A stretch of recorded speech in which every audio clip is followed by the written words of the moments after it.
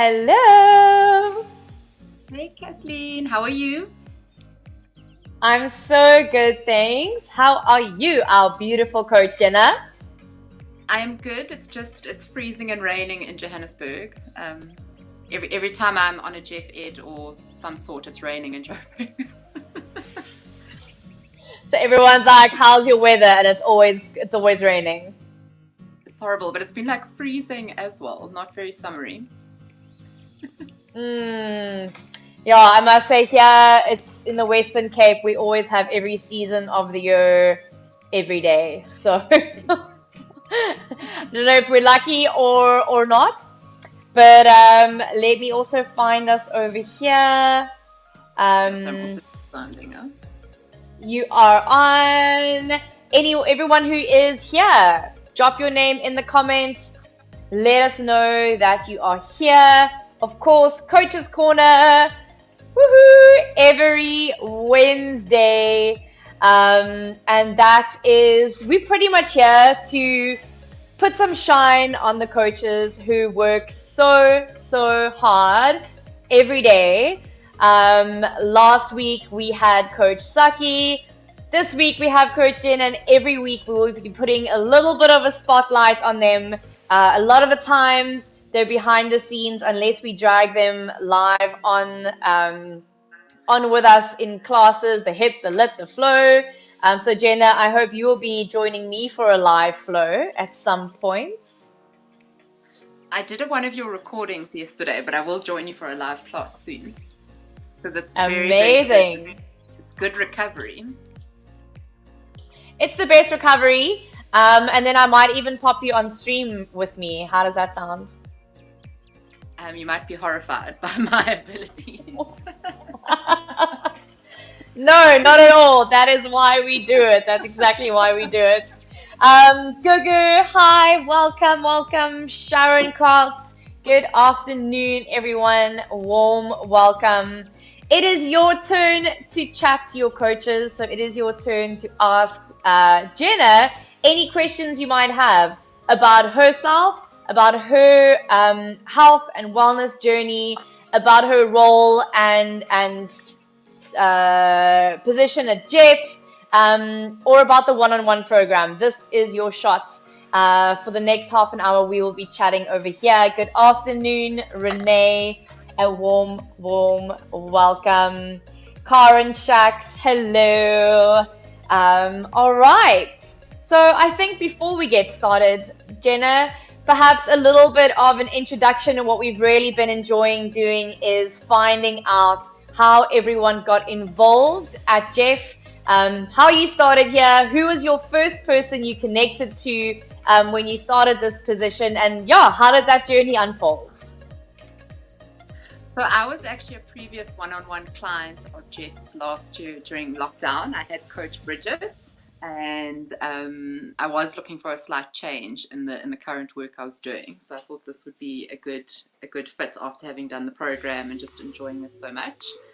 So so then I actually got hold of Liz to submit my CV, and then started, I think, end of October last year working as a coach. And it's been amazing. It's an incredible team, just an incredible environment to be in.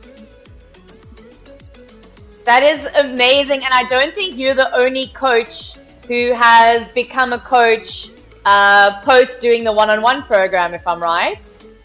No, I think there's Jade, Coach Mel. There is definitely one other one. I just can't remember off the top of my head now, but there are, there's a few. It's a great way to transition. And also, I mean, I think it's a great way it's to just taste.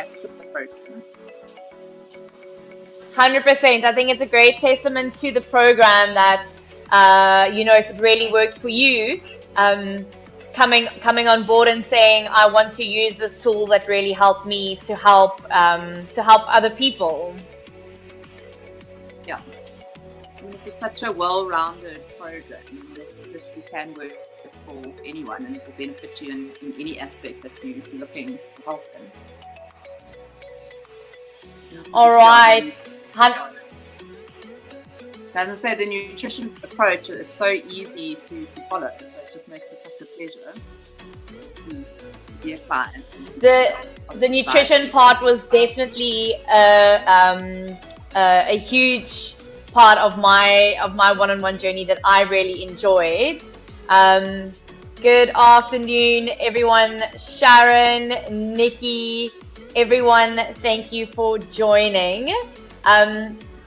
I mean, I think we should kick off with chatting a little bit about what I think is one of the bigger parts of your fitness and wellness journey is your comrades that you've done, if I'm correct, 7 times. Yes, 7. It would have been 8 last year if it wasn't for COVID. So I mean, well, I mean, I think a lot of the questions we have is around how you train for something like that. How do you even start? And how did you even decide? What made you decide to enter for your first one? So I actually come from a sprinting background. I was a 100 and 200 meter sprinter at school, and never in my life thought I'd run over 10 kilometers. And then I think it was about 2012, we did the Two Oceans Half Marathon for charity as a company. And I mean, I loved it, but also there were it was too many people on too short a distance. So the next year I decided to do the full 56 with a friend who had done comrades. And when we finished, she said, and it sounded very easy at the time, oh, you can easily do comrades, it's just another 30 Ks. So decided to do it that year in 2013, and yeah, it was just bitten by the bug. It's the atmosphere of it. I mean, it's obviously a great sense of achievement, but just the vibe on the day for me is unbeatable, and it's a very unique South African experience. I think it's a very special kind of South African experience to have. So yeah, that's how I can't imagine moving that amount of distance. That is absolutely insane. And one of the questions we had was, how do you get your mindset ready for something like that? And I guess, joining in on that is not only how do you get in the mindset to before you start, but also how do you stay in that mindset to take yourself to the end line? So I mean, it's also you got to train your mind. So that's part of your actual physical training. So I mean, you would obviously start building up towards comrades. So I mean, in general, people take about a 6-month build up. If you're an elite runner, it's probably closer to 8 months. So from January, everyone just starts getting back in after December. You slowly increase your mileage. So I mean, with each of those long runs, you're almost callousing your mind to be able to push a bit further, withstand pain a bit better. And then also, you get addicted to that feeling after a long run. I mean, you sore and you're tired, but it's an incredible accomplishment. So through that you would train your mind to then bring you through to race day. And I mean, part of comrades training is doing at least two runs over 42K, so an ultra, whether it's a race or just a training run. So I mean, that's also very, very good training for the mind. And then on actual race day, I mean, it goes so quickly, but I mean, I think everyone, whether you're coming last or coming first, you get to some point where you ask yourself if you really want to continue. And I think you've just got to remember why you started it, what you want from it, how it will be at the finish, and just keep pushing through there. But I think it can go for, it's not only distance running. I mean, it can be while you're doing a class or maybe in a difficult position or pose in yoga. Some things are going to hurt, but it's not necessarily bad. So you just got to push through. I mean, if we go into these things expecting that it's going to be easy and there's going to be at no point where I'm in pain or no point where I'm going to have a cramp, you have set yourself up for failure. So I think it's just to know that it is going to hurt at some stage, but on the other side of that is something great. It's coming whether you like it or not.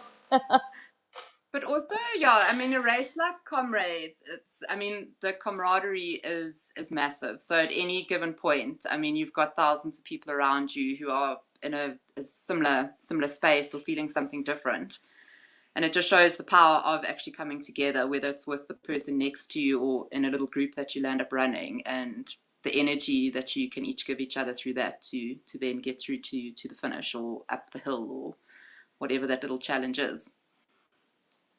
You get to look around and know that all the crazies are joining you for for this. Lot of mad people on the road. Yeah, And I I think it's a guess what nice, I sorry, go ahead. no, I think it's just, I mean, it's any activity that you pursue in life. I think it's always a good metaphor or lesson for life. It's literally one step at a time. I mean, you've got your end goal, but it's those little bit to get you there. So, I mean, the training teaches you that, and then the actual race also teaches you that. And that also, yeah, that should, 100%.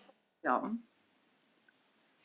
And how much, for me, especially with flow and yoga practice, breath plays a massive role. So I would love to hear, because I've also never been trained or been told or helped by anyone um, regarding breathing and running. And I would love to hear what your take is on that, and the different stages of the race and the different breath works, perhaps techniques that you train with or use while you're running. So it's incredibly important for running. If we're not breathing properly while we're running, it impacts your whole entire performance. So people that breathe more efficiently tend to actually run faster and cope better with further distances. So I think a lot of runners, and you can hear it on when everyone's on a hill, they're kind of breathing just straight to here. So it's that, and I mean that you're not oxygenating everything, you're not filling your lungs. So it takes a lot of practice to get used to as a runner, but just breathing deeply kind of through your mouth into your belly, I mean through your nose, sorry, into your belly and then out through your mouth. And that also plays a big role in combating if you get a stitch, for example. And then some runners they experience like almost this extreme bloating of their stomach. And it's not only like the intestinal distress from I mean, obviously the movement of running and the liquids and fuel you're taking on, but it also means that you're not breathing properly. So breathe through your nose for 2 steps and out through your mouth for 2 steps. I mean, some people can go for longer, but others, it is something that needs to be practiced. But I think, yeah, like when you're going, because Comrades has some of these insane hills, like it's actually the profile of the course that makes it difficult. It's not even the distance.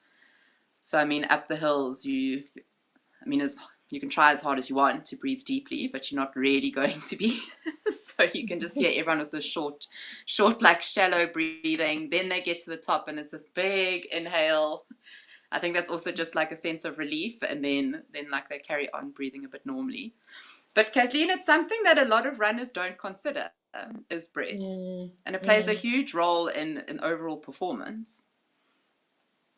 So it's quite interesting I to that you brought it up. Yeah, I always try and advise people as well that I think during the day when we don't have awareness of breath and we are breathing very shallow, you can imagine that if you're breathing in a very shallow way for long periods of time, the muscles around the chest, the muscles around the ribs and the belly, they all become tighter and tighter if you Yeah, never actually stretch them out. So to take deep, full breaths in something like your flow practice or in the training for your running is going to prepare you to have looser, more expandable, more elastic muscles to help yeah, you expand your breath throughout the exactly. movement.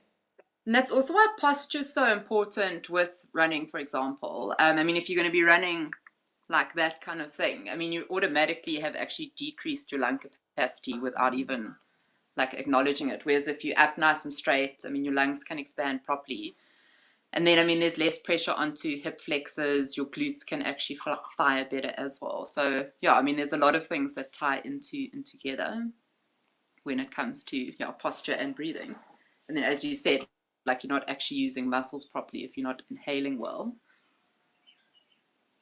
I love that, and that's actually something I picked up of myself. I think a lot of the time, and having these, the guided lit, hit, flow, run, walk, cycle, having those guided practices are so amazing because it's things that I say when I'm teaching that I don't even realize really hits the note for people. And I really got to experience that for the first time with a running program with Saki the other day when I was running, and he said, look up and look as far ahead of you as you can. And he literally said something like, stop looking at the ground while you're running. And at that moment, I think I was looking down so much. I think I was looking at my feet.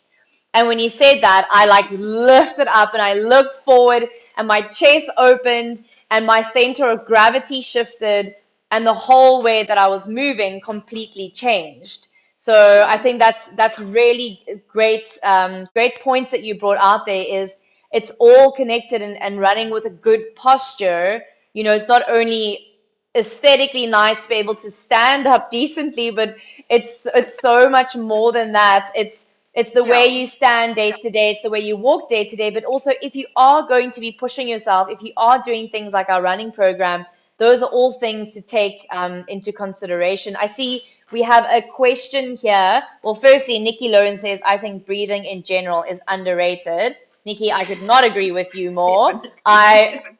I chat about breath all the time. I probably use the word breathe and breath. I don't know. Like we should actually count how many times I say it in a flow session. And then Candace has asked, is doing a lit or hit before or after a run fine? So, Candice, there's two parts to this question. It depends what session you have planned. So, I mean, with running, you generally get quality and then like quantities, or you can look at it more like kind of high threshold training. So, if you're going for like your nice long run, say on a Saturday or Sunday, and you already quite strong, like I mean just physically, it is actually fine to do preferably more of a lit afterwards or before. It's just going to tire your legs out more, but there's no issue with that. Hit, because running is so high impact, I would advise against doing a hit, because I mean if you're going to go run 10 kilometers and then straight into hit training, it might just be a little bit too much for the joints and muscles. But lit perfectly fine. And then, I mean, during the week, if you're doing, say, for example, like 400-meter repeats or hill sprints or anything to that effect, so more of like the high intensity training, I would actually advise against either doing either lit or hit, just because your body has had to work so hard during those sessions. So that's a great day to rather do flow. This, and I mean it doesn't really tie in with the Jeff running program, but I mean some runners will do kind of gym based work in the morning or home based strength work, but I mean that's just running through some lunges, activation work, and then running at a different time of the day. That is fine, but it's because it's at a lower intensity than a hit or a lit class. So yeah, like lit is probably a better option on the day that you're going to run if you want to do it on the same day. I hope that makes sense. Um, you're laughing, Jenna, but I think we are often shocked and surprised at the amount of work some of the people in this community are putting in. Yeah, I often get clients who arrive at the 7 a.m. flow and they're like, "Oh, I've just come back from my 16K run or my 20K run or whatever it is. Or yeah, hey, I've just come in from my run and my 6 a.m. hit or whatever." So I guess it's really an individual yeah, journey, and if you're starting out with running, then that is something that you're going to. There's no, what's the saying? There's not a fit for every person. yeah, When it comes to these kinds of things, it's absolutely individual and tailor made. Yes, there are general rules that we can go by, but it's definitely individual. And on that note, I want to ask, with your unique experience that you went through, the 6 months break that you had to take in 2017, if you'll tell us, if you don't mind sharing a little more about that and the effect that that had on your wellness journey. So, I mean, I've always been very active. Like, I also play competitive hockey. So, I mean, in non-COVID years, I'm yeah playing like Premier League hockey and comrades running. But again, I mean, I'm 35. I've basically got 35 years of doing this, so my body can handle it. But in 2017, I mean, there was also a lot of like personal things going on, and I knew that my body wasn't well to some degree, that I was sick. I mean, I was incredibly tired, but I was still doing comrades training, like running ultra marathons, like I'd done 2 oceans, trying to play hockey and everything. And did comrades, did not feel too well during or afterwards. So literally the next day after comrades, my mother dragged me off to the doctor. And that's when I got my diagnosis of having, I mean, Epstein-Barr, and there were 2 other viruses. But I mean, I had knocked my body so badly that, I mean, I wasn't allowed to increase my heart rate. I'm incredibly lucky that I didn't damage my heart with having done all the extreme training while being sick. And I mean, the only way for me to actually get better and to let my body recover was to kind of change my approach to the amount of exercise I was doing, how I was training, and also how I was eating. Because I mean, when you playing a hockey match and running a 30K run on a weekend, like you think you can eat whatever you want because you're just burning thousands of calories, but you're not actually, you're not fueling your body properly. And I mean, also as women, that has a knock-on effect to our hormones and I mean, just our bone strength and the whole function of our body. So I mean, I had a complete revamp of how I was eating. So it just changed to, I mean, very similar approach to what Jeff offers. Just getting lots of very nice, like fresh ingredients in the right type of carbs, fueling properly all the time. And then that's also when started also incorporating more things like yoga and then also meditation, because I think for a lot of us, any form of exercise is also a coping mechanism. But when it's your only coping mechanism, it becomes a very big problem. So just getting a bit more holistic in how I was dealing with things, it helped a hang of a lot. And I mean, since then I've bounced back quite nicely. I mean, I managed to do comrades the next year, carried on with hockey and everything, but just a slightly different approach to how I had initially done it. What Yeah, and I what would think you say were except well maybe in a little more detail, but what if you had to think of the three biggest changes that you had to make or that you made, what were those three changes? so definitely the eating, and then just listening to my body more. So if it needed a rest day, to actually give the rest day and not just say like, I mean, I need to slog this training session out. And I mean, I just became a little bit more relaxed with myself about, you know what, I'm actually incredibly tired. I'm not going to hockey training, because I was always like, you know, it's your team player, you need to be there. So just getting a bit more like proper rest and helped a lot. And then just doing things like meditation, mindfulness, and then I mean yoga is twofold for me. So I mean it's the mind benefit as well as the benefit to the body. So just changing those three aspects helped me a hang of a lot, in terms of how I mean I deal with things and how my body recovered. And I mean since then, like I haven't been sick. I'm not injured. So it definitely helped a hang of a lot. And I mean it's small changes to make actually. Oh, Small changes, but sticking to them and keeping to that exactly. change consistently. Yeah, exactly. And I wanted to ask, because I've been with three different coaches, and all three of them have had a very different, obviously a very common thread in the goal that we're looking to achieve, which I think is vitality and health. Yeah. But they each had a very different approach, on their kind of coaching ways. So I was hoping that you would maybe give us just a little bit of insight as to how you approach, your coaching, having done the program and now being a coach. I'm not sure what the demographic of your clients are. I often feel like our clients, find us, and you end up with a group of people that have a lot of commonalities that you never thought would be the group of people that you'd be working with. And so, what is your general feeling? I know you've mentioned the word holistic quite a lot. So yeah, I guess looking at the aspects of your coaching that you find important. So, I mean, I always take the approach, and I mean, before Jeff, I had my own bio practice for about 10 years, and it doesn't, I mean, whether it was an elite runner or a Parkinson's patient, I've always just taken the approach of, I mean, more gentle, but always like empathetic in understanding where a person is at. So, I mean, that's probably like the first guiding thing of my coaching is just, I mean, each person is at different spaces dealing with different things, so to consider that.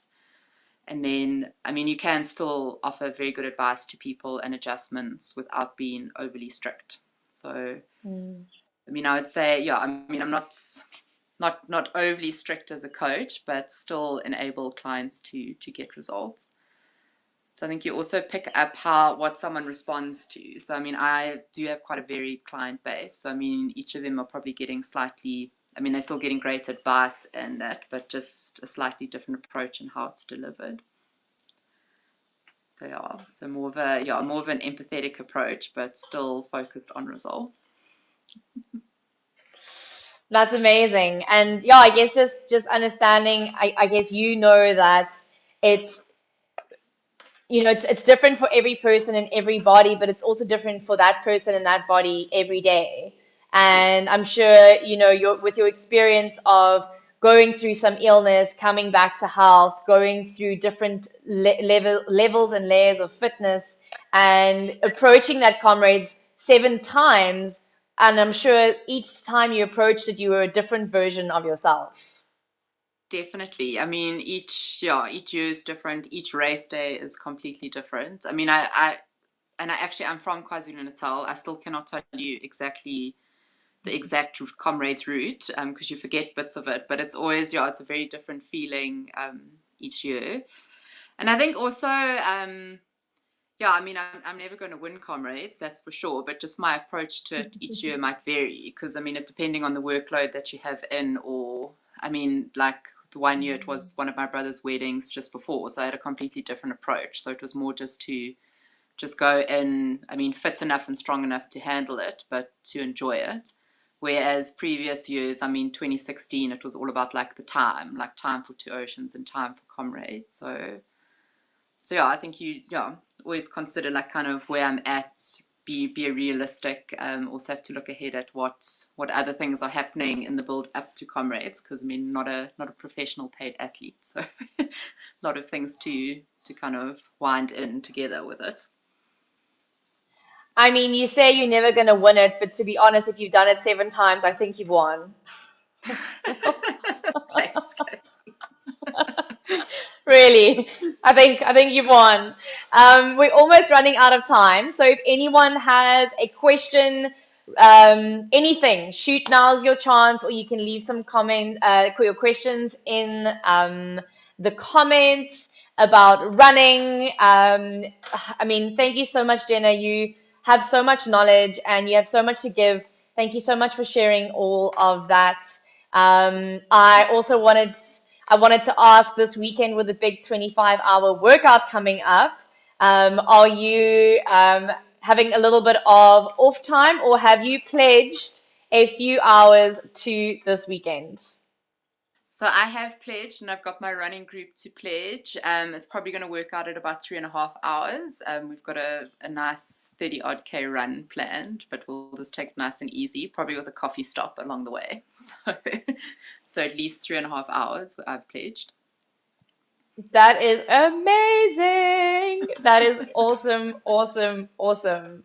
Um, and then you guys all know the coaches pages are pretty much all, it'll be Jeff, Coach, Jenna. If you want to get in touch with her, ask her any questions. You can check out on our website with our new function where you can actually see how available our coaches are. Jen is one of our very popular coaches. I mean, they're all pretty popular. But you can go check out her availability. And if you've got any interest in joining the one-on-one program, make sure that you pop her a message. You can pop me a message if you're interested. Anyone who's here for the first time, new to the platform, welcome to the Coaches Corner chat. Every Wednesday, you can join us and get to know your coaches. Yeah, Jen, you can close off for us if there's anything, a last little bit of advice that you could give everyone on this platform with your energy of a holistic life. What would it be?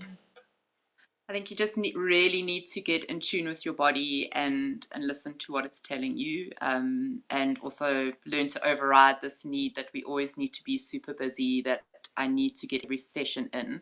Sometimes your body just does need that 24 hours, and just really listen to it. It will thank you, and you will get better results from it as well. I love that. And I'm going to use those words. Sometimes you need those 24 hours, which is ironic because we're going into the 25 hours workout this I'll weekend. work out But yeah, but I promise you there will be 24 hours of rest had afterwards. Thank you afterwards. so much, everyone, for joining. Again, please leave your questions in the comments if you have any. Jen, thank you so much. I really appreciate your time. I know you're busy as well. And I'll see you around. See you around on the platform. Thank you for having me. Lots of love. Thanks, Jen. Bye, everyone. Have a great day. Bye, guys.